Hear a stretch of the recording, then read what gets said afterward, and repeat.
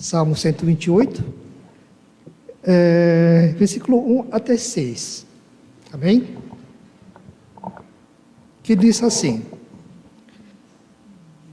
como é feliz quem teme o Senhor, quem anda em seus caminhos.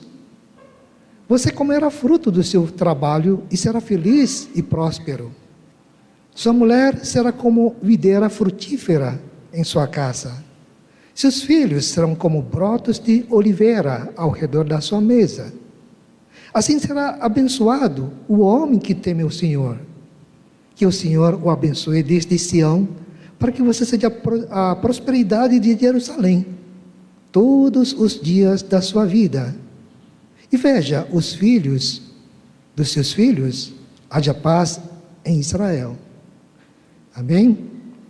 Irmãos, salmista fala sobre bem-aventurança do homem justo e piedoso. E mais uma palavra de sabedoria a respeito do lar e família. E bênção para aquele que crer nessa palavra. Essa instrução, ele foi instruído para as pessoas, para a igreja naquela época, as pessoas reunidas ali, né, que vieram de casa vieram de casa a fim de adorar em Jerusalém. E Deus, com sua promessa, prosperidade, relacionamento seguro com Deus e a vida longa. Esse salmo não serve para salmista naquela época, serve como todos nós aqui nessa igreja também. Amém? Então vamos ficar de pé, nós vamos orar a Deus. Pai Santo, queremos primeiramente colocar diante de Ti, Pai, a minha vida, que estarei pregando Tua palavra. Por favor, Senhor, nos capacite para entender, ouvir Tua palavra, Pai. Me capacita para que eu possa transmitir de uma forma bem clara a Tua igreja, Pai. E também abra o coração dos nossos irmãos que estão presentes aqui, como também que está presente por meio do videoconferência, Pai. Pai querido, reconhecemos que somos falhos, Pai. Somos pecadores, Senhor. E reconhecemos que também nós não merecemos nada de Ti, Pai. Peça perdão por isso, Pai. No entanto, temos fé pelo Teu amor, Tua misericórdia, para que possamos estar diante de Ti, Pai. Te cultuar, te engrandecer, Pai, como o único Deus verdadeiro nas nossas vidas, Pai. Por favor, Senhor, toca cada coração para que possamos não somente apenas ouvir, mas também praticante da Tua palavra, aquele que nós iremos ouvir nesta tarde, Pai. Santo Deus, conduz esse culto de adoração a Ti, Pai. Que Teu Santo Espírito possa atuar no cada membro que está envolvido nesse culto, Pai. Grupo de som, de louvor e adoração, de imagem, Pai. Assim também as pessoas envolvidas, Pai, em qualquer ministério, nessa igreja. Assim nós te pedimos, oramos em nome de Jesus Cristo. Amém, Pai.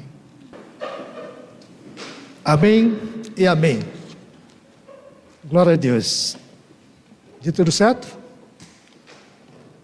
Amém. Ok, irmãos, como é gostoso, né? Louvar a Deus, adorar a Deus, de todo o coração.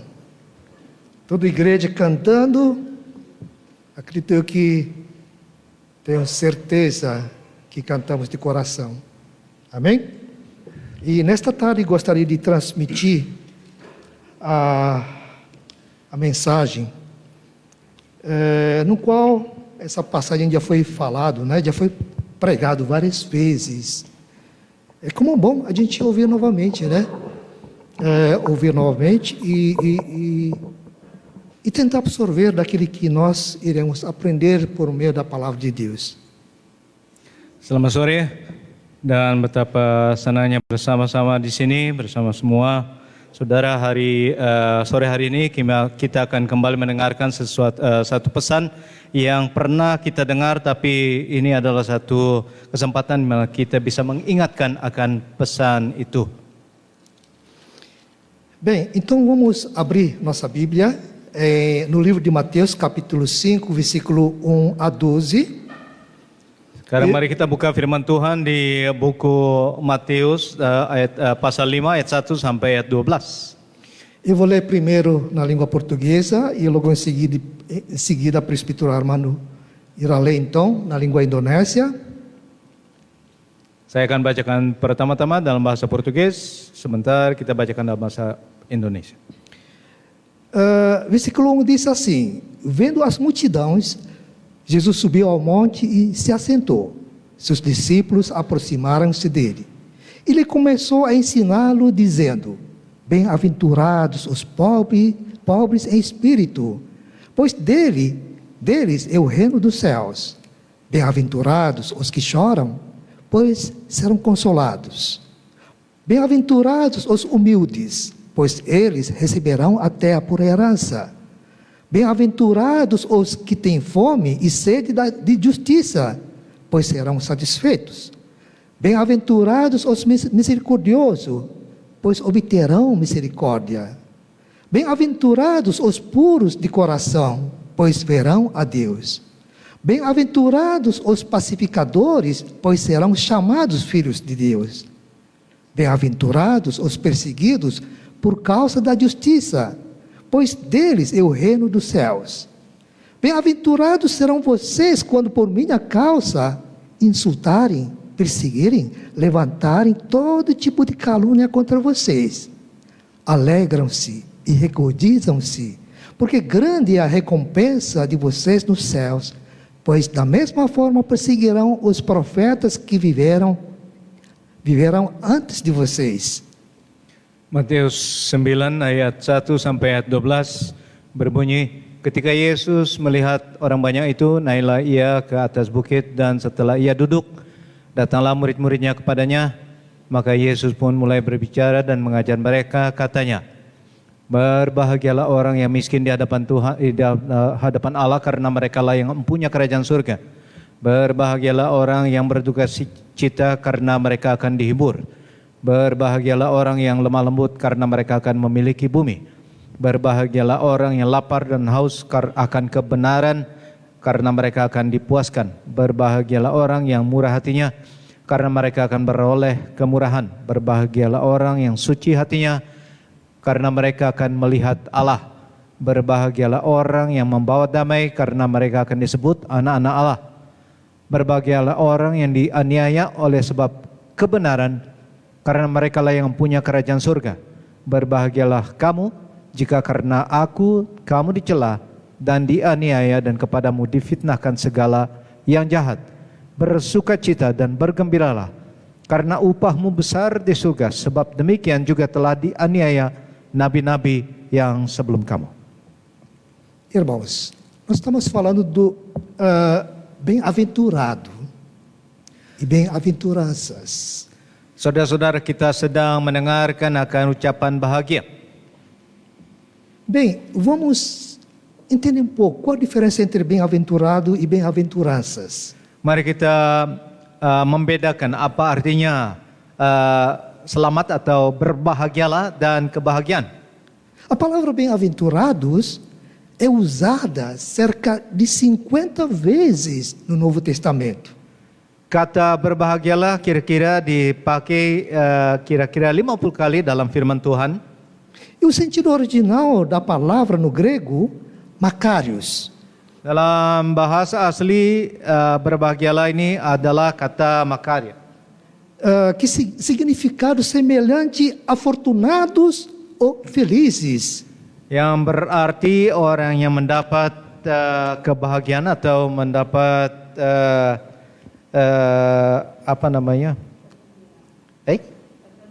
kegembiraan. As bem-aventuranças, irmãos, estão mais relacionadas ao caráter do homem do que exterior. Dia ada mengatakan mengenai karakter daripada manusia daripada hal dari luar. O que eu queria dizer, homem interior do que homem exterior. Yang saya ingin katakan adalah ini adalah satu ciri khas daripada manusia yang dari dalam kita dan bukan manusia luar. Jesus Cristo deixa bem claro nas bem-aventuranças que Deus está atento às motivações do comportamento e não ao comportamento em si. Tuhan Yesus menceritakan mengenai berbahagialah orang untuk yang mengenai masalah yang bersangkut paut dalam hati daripada manusia itu sendiri dan bukan kebahagiaan itu sendiri. Você pode não concordar comigo. Quando se trata de exterior, pode ser maquiado, mas interior não. Saudara bisa menyetujui akan kalimat ini bahwa kalau sesuatu datang dari interior, datang dari hati, datang dari dalam, itu tidak bisa diubah. Tapi kalau datang dari luar itu bisa diubah dan kita bisa dirubah. As aventuranças, irmão, são parte fundamental no ensino do cristianismo. Jadi hal kebahagiaan adalah satu hal yang basis bagi kehidupan orang Kristen.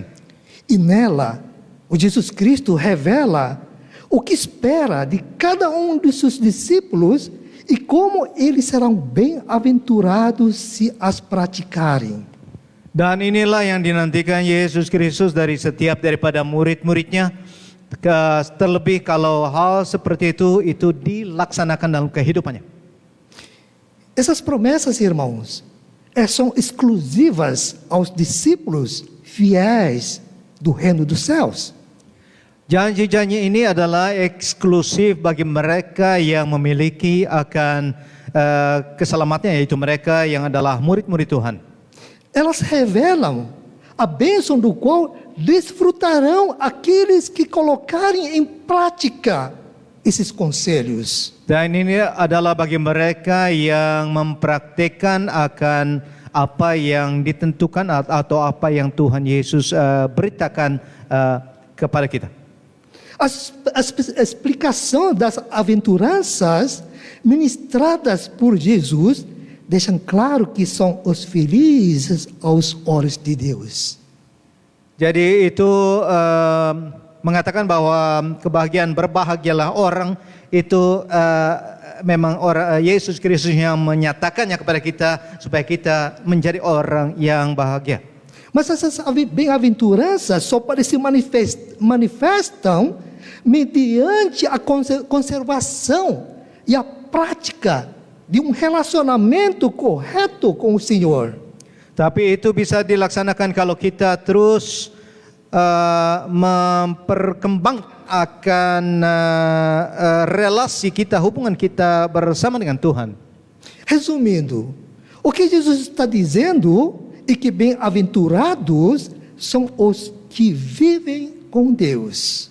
Jadi secara singkat, berbahagialah itu berarti orang yang takut akan Tuhan, yang menerima akan ajaran daripada Tuhan sendiri. No versículo 3, diz assim: bem-aventurados os pobres em espírito, pois deles é o reino dos céus.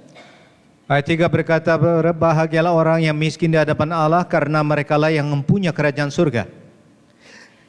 Essa bem-aventurança, irmão, refere-se à humildade. Ayat ini menyatakan mengenai kemurahan hati, kerendahan hati. Ela é uma das colunas do reino. Salah satu dasar daripada kerajaan surga. Apenas as pessoas humildes são capazes de ouvir, crer e se submeter aos ensinamentos de Jesus. Karena hanya orang yang rendah hati bisa menerima dan mendengar dan memahami akan pelajaran yang Tuhan berikan padanya. Não é pobreza literal, Dan ini tidak menyatakan mengenai kemiskinan secara lahiriah, secara dunia. embora Jesus estivesse ensinando, o objetivo é estritamente espiritual. Meskipun apa yang tertulis di sini, apa yang Yesus katakan di sini, ini adalah arti yang harus kita ambil secara rohani. É uma atitude de coração. Ini adalah satu kesan yang harus ada di dalam hati kita. O Senhor Jesus jamais se utilizou de ostentação. Karena tidak pernah Tuhan Yesus menyatakan hal ini hanya untuk memperlihatkan saja. Suas atitudes nunca foram confundidas com a soberba.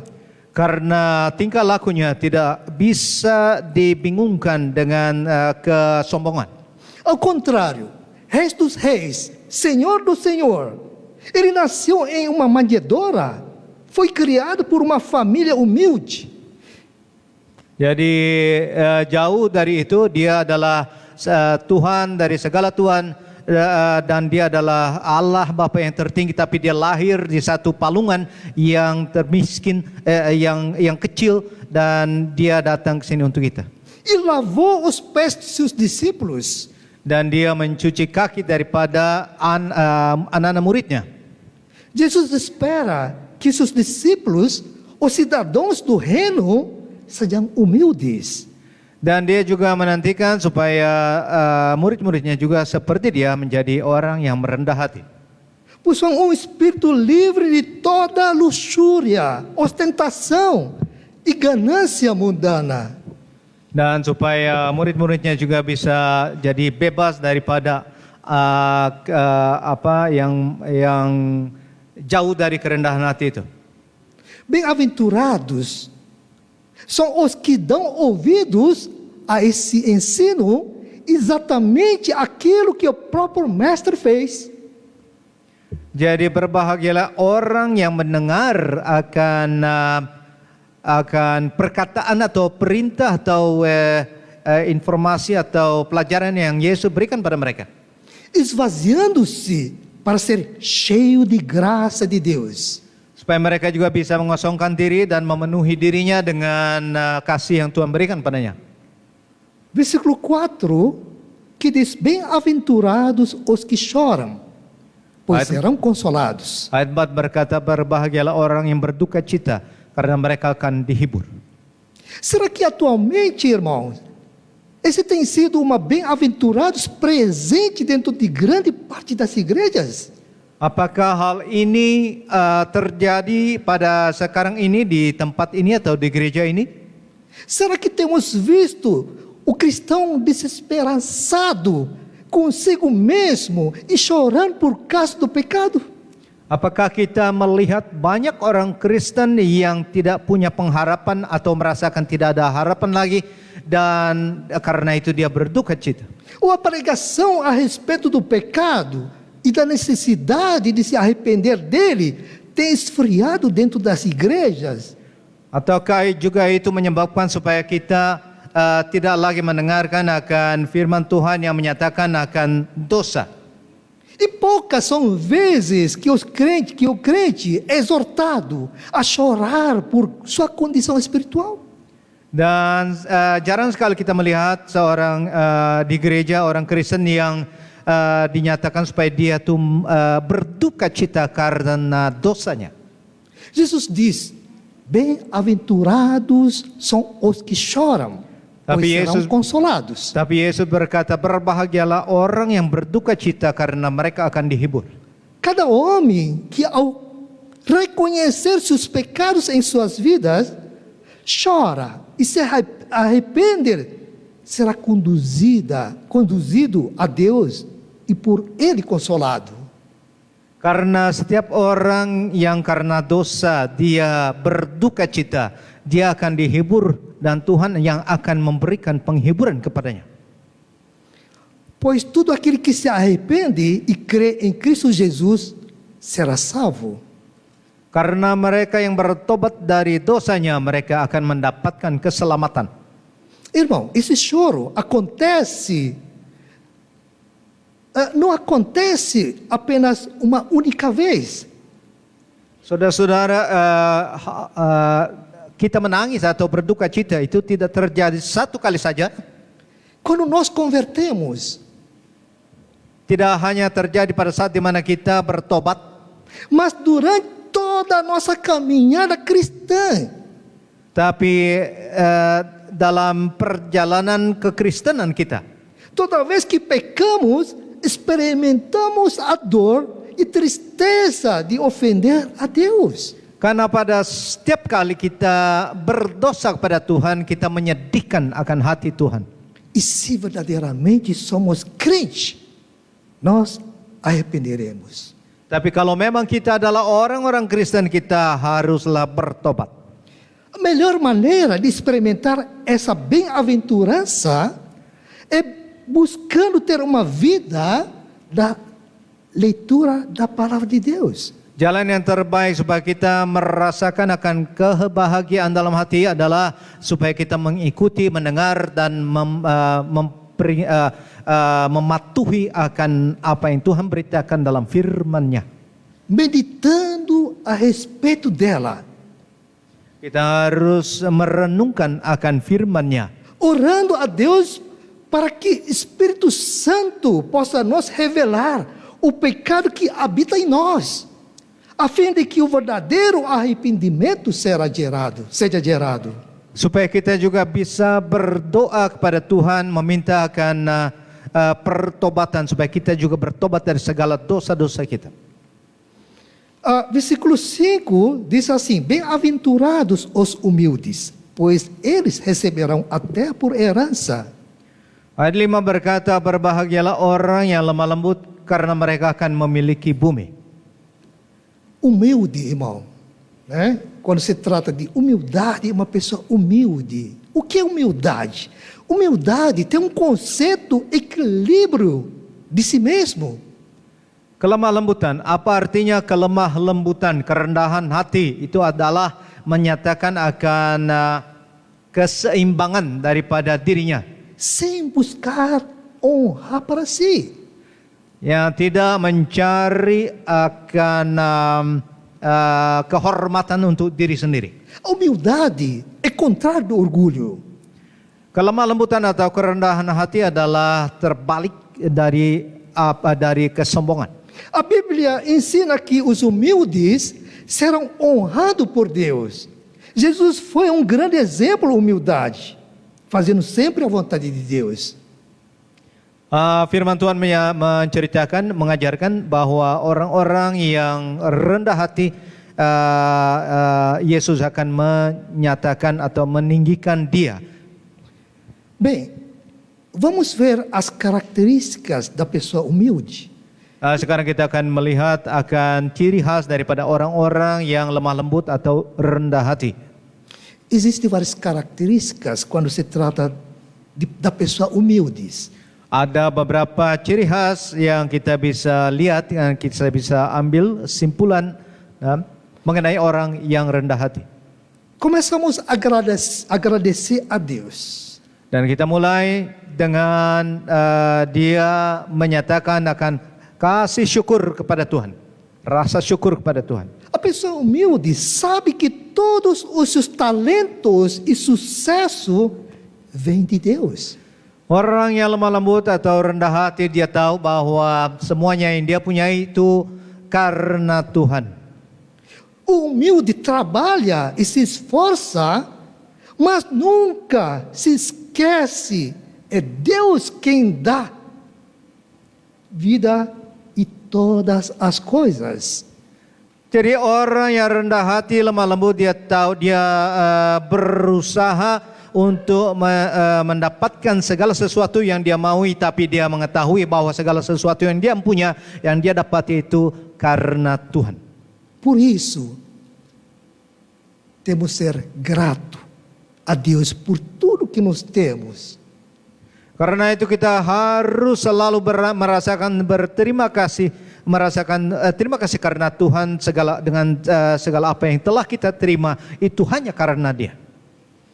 Em seguida, aceita que faz erros.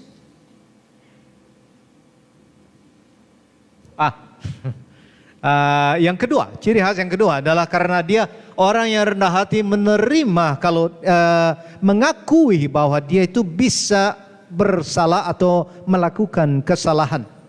A pessoa humilde reconhece que não é perfeita, nem faz tudo certo. Jadi orang yang rendah hati dia mengakui bahwa dia bukanlah seorang yang perfect, seorang yang sempurna. Não fica cheia de orgulho por se achar melhor que os outros. Dan dia tidak penuh dengan kesombongan bahwa dia bisa melakukan segala sesuatu. Mas pede a Deus para superar suas limitações. Tapi dia minta kepada Tuhan dan bersandar kepada Tuhan supaya Tuhan memberikannya kekuatan akan keterbatasannya. Outra característica seria pede desculpa. Selainnya, dia juga ciri khas yang selainnya adalah dia bisa atau dia berani minta maaf. Quando reconhece seus erros, o humilde tenta consertar a situação, pedindo desculpa a Deus e quem machucou. Jadi kalau orang rendah hati, dia mengakui akan kesalahannya, dia akan minta maaf dari Tuhan dan dari orang yang melakukan kesalahan itu. E põe seus relacionamentos acima de seu orgulho. Dan dia mempertaruhkan akan segala relasinya di atas kesombongannya. E a próxima característica seria entende que precisa de Deus. Jadi ciri khas yang berikut dari orang yang rendah hati atau lemah lembut adalah bahwa dia tuh mengerti kalau dia perlu akan Tuhan. A humildade ajuda a ver que toda a vida e todo sustento vem de Deus. Dia mengerti bahwa segala sesuatu dan segala apa yang dia terima itu hanya karena Tuhan, itu datangnya daripada Tuhan. Humilde sabe que precisa de Deus em todos os momentos da vida. Orang yang rendah hati mengetahui bahwa segala sesuatu pada setiap saat dia memerlukan akan Tuhan. Não apenas nas situações mais difíceis. Bukan hanya pada situasi, pada masalah-masalah yang sedang dia hadapi. O próximo não procura glória. Dan yang berikut, dia tidak mencari kehormatan untuk dirinya sendiri. A pessoa humilde não faz as coisas para ganhar tratamento especial, nem para parecer melhor que outras pessoas. Orang yang rendah hati tidak mencari kehormatan orang lain, melihat atau memberi kehormatan buat dirinya sendiri. Faz o que é certo, porque é certo. Dia melakukan segala sesuatu yang benar karena kebenaran. Não porque vai parecer santo. Bukan dia melakukan itu bukan untuk mempertunjukkan dirinya. Próxima seria procurar servir. Yang berikut, ciri khas yang berikut, dia mencari sesuatu yang bisa dilakukannya. Humilde não vê Deus e outras como um meio de conseguir o que quer. Orang yang rendah hati tidak menganggap Tuhan sebagai jalan di mana dia bisa mendapatkan atau sumber di mana dia bisa mendapatkan segala sesuatu. Humilde quer obedecer a Deus e ajudar os outros, mesmo quando a tarefa parece ser humilhante. Dia hanya ingin menyenangkan hati Tuhan untuk melaksanakan segala sesuatu. Mungkin apa yang dia laksanakan itu atau menghina satu hal yang kecil yang terhina. Outra característica seria ama e respeita outras pessoas. Ciri khas yang berikut adalah dia mengasihi dan juga menghormati orang lain. A pessoa humilde, irmãos, reconhece o valor de cada pessoa. Orang yang rendah hati, saudara, dia mengakui akan atau dia menghormati, dia respect akan orang lain. Sabe que Deus ama todos e que não é melhor que ninguém aos olhos de Deus. Dan dia tahu bahwa dia itu berharga di mata Tuhan dan dia tidaklah lebih daripada yang lain. E não vê problema em ser amigo de pessoas diferentes ou de classes mais baixas que a sua. Dan dia tidak merasakan atau dia tidak menghindari hubungannya bersama dengan orang-orang yang mungkin adalah orang yang di bawah dia, di bawah kelas dia. A benção dos humildes, irmão, é receber a terra por herança, como diz aqui passagem bíblica em Mateus 5:5. Ayat 55 berkata bahwa berkat yang orang lembah lembut dapatkan adalah mereka itu akan memiliki bumi, seperti tertulis di ayat 5 dari pasal 5. Irmãos, não há lugar para arrogância entre os filhos de Deus. Jadi saudara-saudara, tidak ada tempat bagi orang yang tidak lemah lembut, orang yang sombong di kerajaan surga. Os humildes serão abençoados porque reconhecem que a glória toda pertence a Deus. Jadi orang yang rendah hati dia akan mendapatkan kehormatan Tuhan. Tuhan akan memberikan kehormatan kepadanya. E Deus recompensa os humildes, Dan Tuhan akan memberikannya kehormatan kepadanya. mas humilha os arrogantes. Tapi sebaliknya juga Tuhan menjatuhkan mereka yang tinggi hati. Com a ajuda de Deus, irmãos, podemos aprender a ser humildes.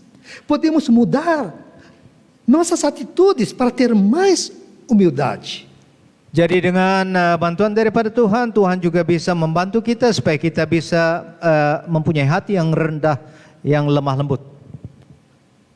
E versículo 6 diz assim: bem-aventurados os que têm fome e sede de justiça, pois serão satisfeitos. Orang yang lapar dan haus akan kebenaran karena mereka akan dipuaskan. Ter fome e sede de justiça é desejar ser como o homem descrito no Novo Testamento. Menjadi orang yang lapar dan haus akan kebenaran adalah sesuatu yang digambarkan daripada apa yang tertulis di firman Tuhan dalam perjanjian baru. É o novo homem em Cristo Jesus, Yaitu orang yang baru atau yang mempunyai manusia baru. que almeja por ser santo e ter mais da natureza de Deus em ti. Yaitu orang yang mengingini akan kekudusan dan segala sesuatu yang berasal dari Tuhan. Ter fome e sede de justiça é desejar ser livre do próprio eu. Orang yang lapar dan haus akan kebenaran, dia mengingini supaya dia terlepas dari keinginan dirinya sendiri. Do pecado que nos separa de Deus. Dia ingin lepas daripada dosa yang menjauhkan kita daripada Tuhan. Nem todos os que dizem cristãos possuem sede e a fome de justiça. Tidak setiap orang Kristen yang atau menyatakan dirinya Kristen mempunyai kelaparan dan kehausan akan kebenaran. Muitos caminham com sede e fome de bênçãos, dinheiro, bens e outras coisas. Banyak daripada orang Kristen, mereka punya atau mereka lapar dan haus akan berkat, bukan akan kebenaran. Jesus disse que aqueles que têm fome e sede de justiça e que são felizes. Tapi Yesus menyatakan bahwa orang yang lapar dan haus akan kebenaran, mereka akan dipuaskan. Porque serão saciados. Karena mereka akan dipuaskan. Ou seja, serão fartos daquele que anseiam. Dan Tuhan akan memberikannya, memuaskannya. Irmãos, em Salmo capítulo 42, versículo 2, podemos ver que essa passagem toca meu coração. Olha, você consegue olhar para a sua vida e dizer como o salmista diz, nesse versículo? Saudara-saudara, Mazmur 42 ayat 2 bisa menyatakan hal yang seperti itu. Seperti rusa yang merindukan sungai yang berair, demikian jiwaku merindukan Engkau, ya Allah. No qual diz, a minha alma tem sede de Deus, do Deus vivo. Seperti tertulis kembali di Mazmur 42 ayat 2. Nah, demikian juga jiwaku merindukan Engkau, ya Allah. Versículo 2. Jiwaku haus kepada Allah. Ayat 3 berkata, jiwaku haus kepada Allah yang hidup, bilakah aku boleh datang melihat Allah. Jesus aponta para o fato de que ter fome e sede de justiça significa ter consciência de nossas mais profundas necessidades e de que é necessário. Jadi Yesus mengajarkan bahwa untuk kita belajar atau untuk kita merasa, atau orang yang lapar dan haus akan kebenaran, dia harus menyatakan atau mengingini akan kehadiran Tuhan. É desejo de estar com Deus e se assemelhar a Ele. Jadi keinginannya untuk ada bersama dengan Tuhan itu, que sinceramente direciona nossas atitudes e conduzem nossa vida como cristão. jadi keinginan kita itu untuk bisa dekat dengan Tuhan itu bisa membawa kita atau mempengaruhi akan segala apa yang kita lakukan dalam kehidupan ini. Você tem uma vida comprometida em buscar ver formado em você uma pessoa parecida com Cristo Jesus. Apakah saudara mengingini hal ini menjadi lebih seperti Yesus Kristus? E versículo 7 diz: bem-aventurados os misericordiosos, pois obterão misericórdia. Ayat 7 berkata, berbahagialah orang yang murah hatinya karena mereka akan beroleh kemurahan. A misericórdia, irmão, é uma bem-aventurança que não pode faltar na vida do cristão. Ayat ini tidak boleh kurang, tidak boleh tiada dalam kehidupan saudara sebagai orang Kristen. Isso porque cada de nós foi alcançado, é alvo da profunda misericórdia do nosso Deus. Karena setiap daripada kita telah mendapatkan akan berkat dan Tuhan mencapai memberikan kepada kita keselamatan. O Senhor oferece misericórdia de forma graciosa para comigo, para com você, para com todos nós. Dan Tuhan telah memberikan kemurahannya terhadap setiap daripada kita. Não há mérito nenhum naquele que a recebem. Karena tidak ada sesuatu yang menyatakan bahwa dia itu berhak menerima kemurahan Tuhan. Sendo assim, ele deseja que os seus filhos o imitem. Dan karena itu dia mengingini supaya anak-anaknya juga berlaku seperti itu. Nós já lemos certas vezes ou mais vezes sobre a parábola do credor impiedoso. Kita telah mendengarkan akan berkali-kali akan satu perumpamaan daripada orang yang memberikan pinjaman. O Senhor Jesus, ele dá exemplo fantástico. Di perumpamaan itu Tuhan Yesus memberikan satu contoh yang fantastik. Como nós somos servo devedores. Sepertinya kita ini adalah orang-orang yang mengambil pinjaman. A nossa dívida era impagável. Dan kita adalah orang-orang yang mempunyai hutang yang tidak bisa terbayar. Mas, irmãos, a morte de cruz de Jesus na cruz Calvário nos ofereceu redenção, propriação. Ele pagou a nossa dívida na cruz. Tapi Tuhan Yesus Kristus telah mati di kayu salib dan karena itu dia telah membayar segalanya. O apóstolo Paulo, irmão, que dizia de si mesmo ser principal dos pecadores, Rasul Paulus yang menyatakan dirinya sebagai orang yang terbanyak berdosa, ele fez um resumo de como devemos enxergar esse ato divino, irmão, como um ato da graça e não da obras. dan Rasul Paulus juga menyatakan akan hal itu yang Tuhan nyatakan, memberikan kemurahannya Tuhan dalam memberikan keselamatannya itu sebagai satu hal karena kemurahannya dan bukan karena manusia itu layak menerimanya. Essa parábola, irmão,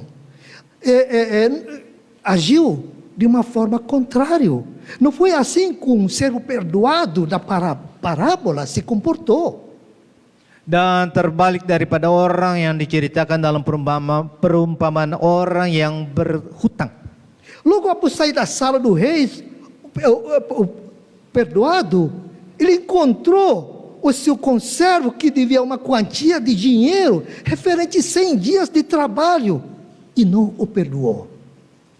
Dan segera setelah dia keluar dari hadapan raja yang yang melepaskan dia daripada hutangnya, dia mencari orang yang hutang kepada dia, hutang yang banyaknya adalah kira-kira 100 hari daripada gaji per harinya, dan dia tidak melepaskan orang itu daripada hutangnya. Quando os outros servos, companheiro dele, viram o que havia acontecido, ficaram muito tristes e foram contar ao seu senhor tudo o que havia acontecido. Dan pada saat di mana teman-teman sekerjanya melihat akan apa yang terjadi atau apa yang dia lakukan terhadap orang yang berhutang padanya, lalu dia mencari raja dan menceritakan akan hal itu. Irritado, o Senhor chamou, cancelou o perdão e mandou prendê-lo. Dan karena itu dia menjadi marah dan dia menyuruh dia kembali, dan dia cancel akan pelepasan daripada hutangnya, dan dia dijatuhkan di penjara, dimasukkan ke penjara. O Senhor Jesus fechou parábola ensinando que assim fará o Senhor Deus conosco, se não perdoamos quem nos ofendeu. Juga Tuhan menceritakan atau mengajarkan kepada kita juga itu akan terjadi dalam kehidupan setiap daripada mereka yang tidak melepaskan akan hutang orang lain kepada kita. Lembra de uma coisa, irmão? A misericórdia não é opcional para o cristão. Ingatlah satu hal, saudara-saudara, bahwa kemurahan hati bukanlah satu hal yang saudara bisa atau tidak perlu terima. Bem-aventurados os puros de coração, pois verão a Deus, segundo o versículo 8. Berbahagialah orang yang suci hatinya, karena mereka akan melihat Allah, dalam ayat 8. Essa bem-aventurança, irmãos, refere-se às pessoas que possuem uma mente não alimentada pela malícia mundana. Dan menyatakan orang-orang yang mempunyai pikiran yang tidak dipengaruhi oleh dunia. São aqueles que têm o propósito de servir a Deus e permanecer fiel até o fim. Ini menyatakan akan orang-orang yang bersedia melayani Tuhan sampai akhir. O Senhor Jesus deixou bem claro que o nosso coração procede de toda maldade e imundície. Tuhan Yesus jelas sekali menyatakan bahwa bisa kita sebagai manusia dipengaruhi oleh pengaruh dunia. O coração na Bíblia, irmão, é mesmo sentido mente humana. Saudara-saudara, hati dalam firman Tuhan ada arti yang sama dengan apa yang dipikirkan. Isso quer dizer, análise de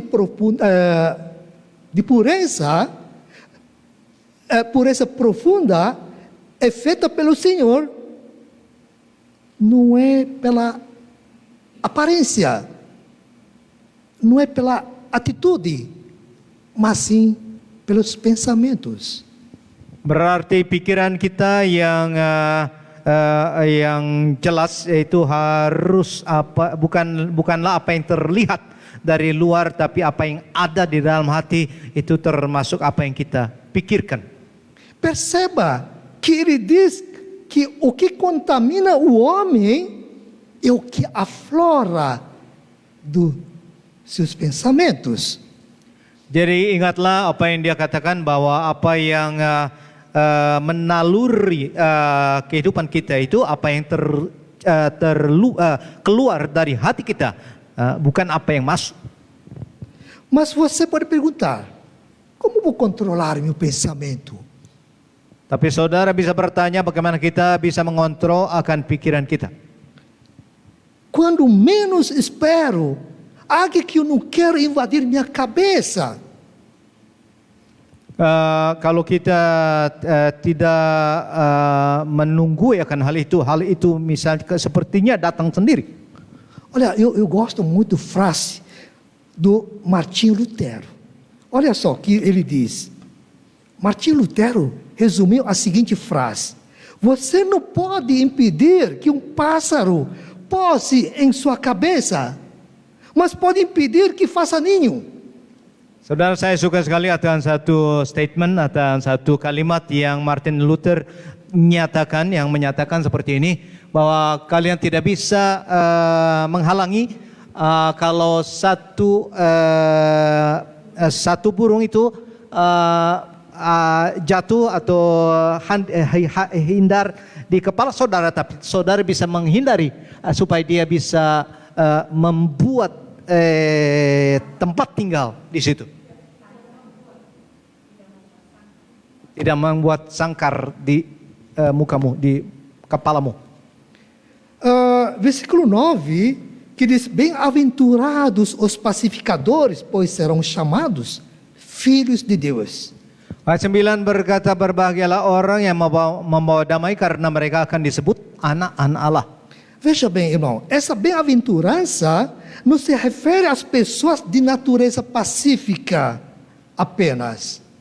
Dan dengarlah saudara, bahwa ayat ini tidak menyatakan mengenai orang-orang yang mempunyai sikap pasif. Também não são aqueles que aceitam a paz sem protesto, ou preferem nunca discordar de nada ou de ninguém. Bukanlah juga menyatakan mengenai kepasifan yang menerima segala sesuatu tanpa perbuatan. Dia tidak mau atau dia tidak mau tidak mengikuti segala, dia mau mengikuti segala sesuatu yang diberikan kepadanya. Também não são aquelas que têm paz na alma. Também não são aqueles que têm paz na alma. Juga bukanlah dia yang mempunyai kedamaian dalam hati. Essa bem-aventurança faz menção das pessoas que promovem ativamente a paz. Dan ayat ini menyatakan akan mereka yang melakukan segala sesuatu demi kedamaian. Que lutam pela paz. Dan dia berjuang untuk mendapatkan kedamaian. Que procuram estabelecê-la entre os maiores inimigos. Dan berjuang menaruh itu sebagai satu prioritas. Jesus é grande exemplo de pacificador. Yesus adalah contoh yang besar sebagai seorang yang membawa kedamaian. A maior promoção da paz pelo Senhor Jesus foi entre Deus e a humanidade. Dia adalah sebagai satu promotor dari kedamaian yang Tuhan berikan kepada dunia. Por causa dele que hoje temos paz com o nosso Criador. Karena dialah kita mendapatkan atau menemui akan kedamaian bersama dengan Tuhan. Versículo 10 diz: Bem-aventurados os perseguidos por causa da justiça, pois deles é o reino dos céus. Ayat 10 berkata, berbahagialah orang yang dianiaya oleh sebab kebenaran, karena merekalah yang mempunyai kerajaan surga. Essa bem-aventurança, irmãos, refere-se àquele que sofre por causa de Jesus e dos seus ensinamentos. Ini menyatakan kepada orang yang dia menerima atau dia menerima akan apa yang karena Tuhan, karena dia menyatakan akan kebenarannya, jadi menerima konsekuensinya. Algo que os discípulos que já haviam começado a experimentar por parte dos fariseus. Hal yang telah terjadi dalam kehidupan daripada murid-muridnya, mereka telah menerima hal itu. Ainda no primeiro século, a igreja enfrentou uma perseguição cruel. Dalam abad yang pertama, murid-muridnya telah menerima atau telah merasakan akan penganiayaan. Muitos cristãos foram expulsos de suas casas, espancados e mortos. Banyak daripada orang-orang Kristen diusir dari rumahnya sendiri dan mereka juga dibunuh, banyak dari mereka. O próprio apóstolo Paulo perseguiu ferozmente a igreja do Senhor. Jadi Rasul Paulus sendiri dia juga menganiaya umat Kristen. Posteriormente, após sua conversão, ele escreveu animando os irmãos de que é necessário passar por muitas tribulações para entrar no reino de Deus. Setelah dia menjadi orang Kristen, dia menulis surat supaya setiap daripada orang Kristen harus menguatkan diri, karena perlu kita melewati akan masa-masa di mana kita merasakan akan penganiayaan. Assim como Jesus Cristo recomendou na bem-aventurança e os apóstolos fizeram. Sama seperti Yesus menganjurkan akan kalimat-kalimat kebahagiaan kepada murid-muridnya. Já lemos isso em algumas vezes na passagem bíblica. Após serem presos, espancados por pregarem o evangelho de Cristo, eles saíram do sinédrio alegres por terem sido considerados dignos de humilhação por causa do nome do Senhor.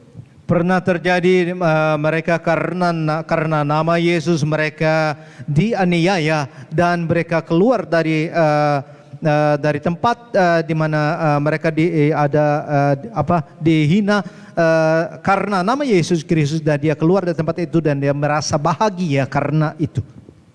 Devemos considerar motivo de grande alegria suportar por qualquer motivo. Dan ini adalah seharusnya menjadi satu motif yang mendatangkan kegembiraan kalau kita menanggung hal seperti itu. Desde que seja da forma correta, por amor ao Senhor e sua palavra. Kalau kita melakukannya secara benar sesuai dengan apa yang tertulis dalam firman-Nya. O que Ele fez por cada de nós na cruz Calvário, irmão, não tem preço. Apa yang Dia lakukan untuk setiap daripada kita di atas kayu salib itu tidak bisa dinyatakan harganya. Conclusão. As bem-aventuranças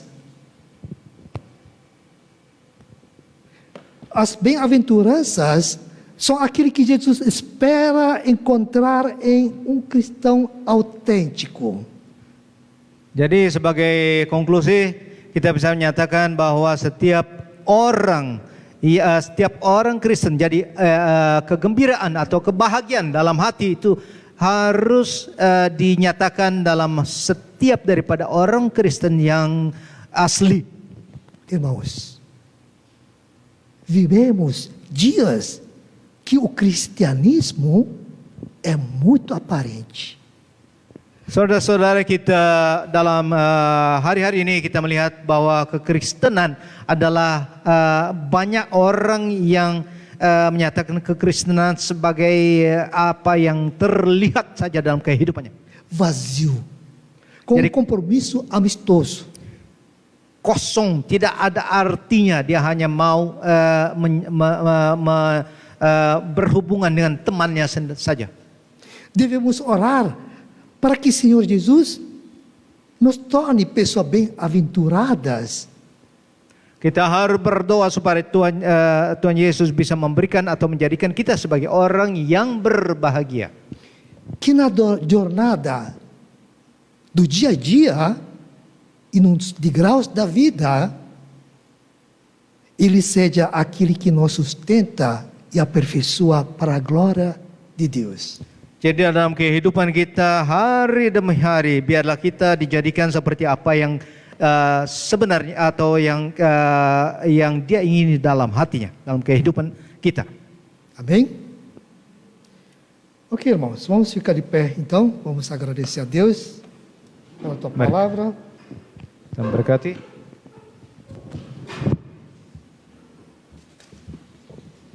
Oremos. Santo Deus, somos gratos, Pai, pela tua palavra viva. Pedimos a ti, Pai, nos ajude como igreja, viver em união, em comunhão, para a edificação do teu reino, Pai. Nos ajude, Pai, para que possamos ser cristão madura, entender tua vontade nas nossas vidas, da tua propósito, no qual o Senhor já preparou para cada um de nós. Nos ajude para que possamos usar dons que o Senhor deu para cada um de nós, para que tua igreja possa ser edificada, possa crescer cada vez mais, conforme teu plano e teu querer, Pai. Ajuda cada um de nós, Pai. Por favor, abençoe a vida do pastor, dos presbíteros, diácono, diaconisas, os obreiros da tua igreja, assim também como tua igreja, Pai. Para que possamos, união como irmão em Cristo, Pai, entendendo a tua palavra e tua vontade na vida da tua igreja, Pai. Essa pregação que acabamos de ver, de ouvir, de sentir, Pai, para que possamos praticar isso no nosso dia a dia, Pai. Não podemos viver sem ter uma vida com aventurança, Pai. Por favor, Senhor, nos ajude, Pai. Reconhecemos que somos pecadores, somos falhos, Pai. Assim nós te pedimos e oramos em nome de Jesus Cristo. Amém, Pai.